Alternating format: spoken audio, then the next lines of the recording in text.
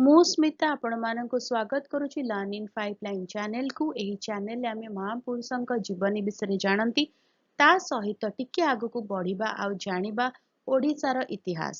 ପ୍ରତ୍ୟେକ ଭିଡିଓରେ ଆମେ ଏକ ପ୍ରଶ୍ନ ଆଣିବା, ସେଇ ପ୍ରଶ୍ନର ଉତ୍ତର ଖୋଜିବା ଆଉ ତା ସହିତ ଜାଣିବା ଆମେ ଓଡ଼ିଶାର ଇତିହାସ, କିନ୍ତୁ ମାତ୍ର 5 ଧାଡିରେ। ଆଉ ଯଦି ଅଧିକା ଜାଣିବାର ଅଛି କମେଣ୍ଟ କରିବ, ତାକୁ ଆମେ ନେଇକି ଆସିବା। ତାହେଲେ ଯିବା ଜାଣିବା ଆଜିର ଭିଡିଓରେ କଣ ରହିଛି। ଟପିକଟି ହେଉଛି ଏକ ସ୍ୱାଧୀନ ରାଜ୍ୟ ପାଇଁ ଓଡ଼ିଶାର ସଂଘର୍ଷ।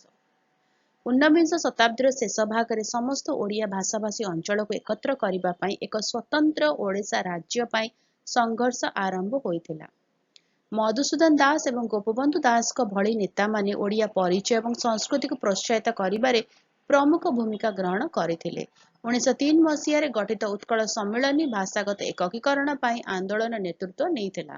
ଲୋକମାନେ ବିଭିନ୍ନ ପ୍ରଦେଶ ଅଧୀନରେ ଓଡ଼ିଆ ଅଞ୍ଚଳ ବିଭାଜନ ବିରୁଦ୍ଧରେ ପ୍ରତିବାଦ କରିଥିଲେ। ପରିଶେଷରେ 1 ଏପ୍ରିଲ 1936ରେ ଭାଷା ଭିତ୍ତିକ ଭିତ୍ତିରେ ଗଠିତ ପ୍ରଥମ ଭାରତୀୟ ରାଜ୍ୟ ଭାବରେ ଓଡ଼ିଶା ଗଠିତ ହେଲା। ଭିଡିଓଟି କେମିତି ଲାଗିଲା ମୋତେ କମେଣ୍ଟ କରିକି ଜଣାଇବ। ଯଦି କିଛି କ୍ୱେଶ୍ଚିନ୍ସ ଅଛି, କିଛି ଡାଉଟ୍ ଅଛି ଆଉ ବା ଅଧିକା ଜାଣିବାର ଅଛି କମେଣ୍ଟ ଲେଖିକି ଦବ, ତାକୁ ଆମେ ନେଇକି ଆସିବା। ଆଉ ଯଦି ଭଲ ଲାଗିଲା ତାହେଲେ ଟିକେ ଲାଇକ୍ କରିଦବ ଭିଡିଓକୁ ସହିତ ସେୟାର କର, ଚ୍ୟାନେଲକୁ ସବସ୍କ୍ରାଇବ କରି ବେଲ୍ ଆଇକନ୍ ପ୍ରେସ୍ କରି ଅଲ୍ ନୋଟିଫିକେସନକୁ ଅନ୍ ରଖିଥାଅ। ତାହେଲେ ଦେଖା ହବା ଭିଡିଓରେ। ନମସ୍କାର।